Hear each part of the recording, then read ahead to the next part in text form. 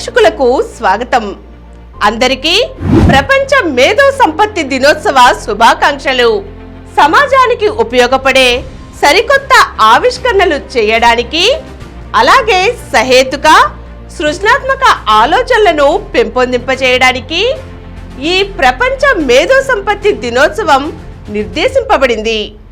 దీనిని ప్రతి ఏటా ఏప్రిల్ 26వ తేదీన జరుపుకోవాలని ప్రపంచ మేధో సంపత్తి కార్యాలయం నిర్ణయించింది.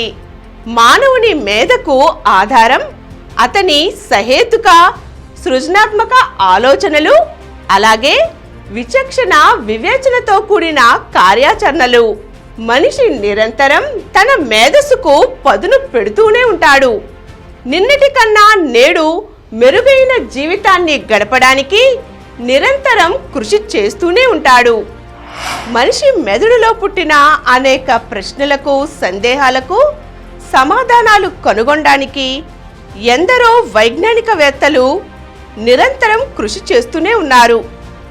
ఈ విధంగా ప్రపంచంలోని ఎందరో శాస్త్రవేత్తలు, వైజ్ఞానికవేత్తలు అనేక విషయాలపై పరిశోధనలు చేసి వైజ్ఞానిక ఆధారాలను, వైజ్ఞానిక శాస్త్ర ఉపకరణాలను తయారు చేసి మనిషి సుఖజీవనానికి నాంది పలికారు.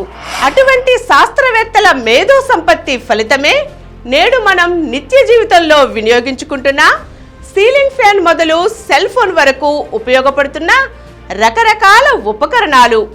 ఇవి లేనిదే మనిషి జీవితం అసంపూర్ణం, అసౌకర్యమే. మనిషికి సంబంధించిన అన్ని రంగాలలోనూ సైన్స్ వల్లే పురోగతి సాధింపబడింది. సైన్స్ వల్లే సమాజ పురోగమనమని నిరూపించబడింది. అయితే పూర్వం విశ్వానికి సూర్యుడే కేంద్రమన్న బ్రూనోను నిప్పుల్లోకి నెట్టారు. ఇదే విషయాన్ని టెలిస్కోప్ కనుగొని నిరూపించిన గెలీలియోను తప్పు పట్టారు. ఇంకా సమాజంలో ప్రశ్నించే తత్వం పెంపొందాలని, మతం చెప్పేవాటిని గుడ్డిగా నమ్మరాదని చెప్పిన సోక్రటీస్కు విషం ఇచ్చి చంపివేశారు. అయినప్పటికీ ప్రపంచ మేధావులు వెనుకకు తగ్గలేదు. మౌఢ్యంపై తమ పోరాటాన్ని ఆపలేదు. మనిషి సుఖజీవనానికి, అభివృద్ధికి ఎన్నో త్యాగాలు చేసి మరి ఇటువంటి మహనీయ శాస్త్రవేత్తలు ఎన్నో ఆవిష్కరణలు చేశారు. వీరందరి గురించి పిల్లలకు తెలియచెప్పాలి. రాబోయే తరాలకు వారి స్ఫూర్తిని అందించాలి. పాఠశాల స్థాయి నుంచే ప్రయోగాత్మక, పరిశీలనాత్మక విధానాలను చేపట్టాలి. ప్రతి స్కూలులోనూ ఒక టెలిస్కోప్, చక్కని సైన్స్ ల్యాబ్ వంటి సౌకర్యాలు ఉండాలి.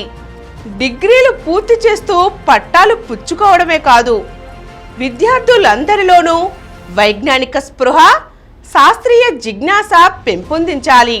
వారు దేశ అవసరాలకు తగినట్లుగా పరిశోధనలు, ప్రయోగాలు చేపట్టేలా యువతను ప్రేరేపించాలి.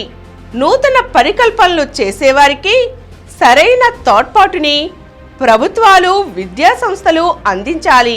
విద్యార్థులలో ప్రశ్నించే తత్వం, పరిశీలించే గుణం, పరిశోధనలు చేసే ఉత్సుకతను పెంపొందించాలి. పాఠ్యాంశాలలో దీనికి తగిన విధంగా మార్పులు చేయాలి. వైజ్ఞానిక దృష్టిని పెంపొందించే పాఠ్యాంశాలను, ప్రదర్శనలను, పోటీలను ఏర్పాటు చేయాలి. అంతేకాని డార్విన్ జీవ పరిణామ సిద్ధాంతం వంటి పాఠాలను తొలగించడం కాదు చేయవలసింది. జీవ పరిణామ సిద్ధాంతం లేని జీవశాస్త్రం వృధాయే అవుతుంది. హేతుబద్ధత లేని చదువు దేనికి ఉపయోగపడకుండా పోతుంది.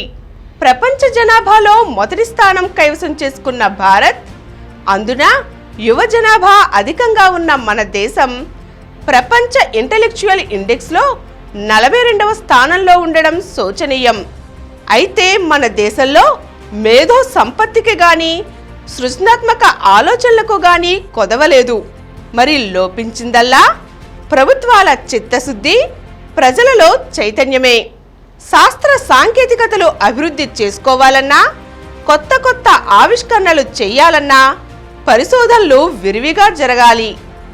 దానికి తగిన పరికరాలు, స్థలం, ఇతర అవసరాలను మనం సమకూర్చుకోవాలి.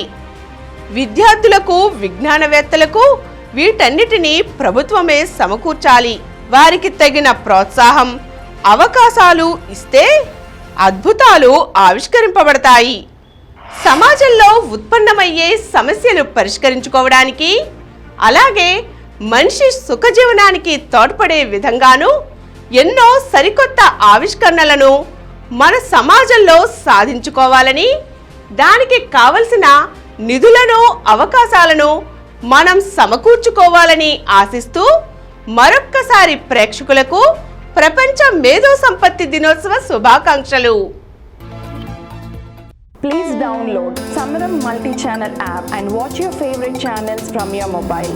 App available on Google Play Store and subscribe to the channels.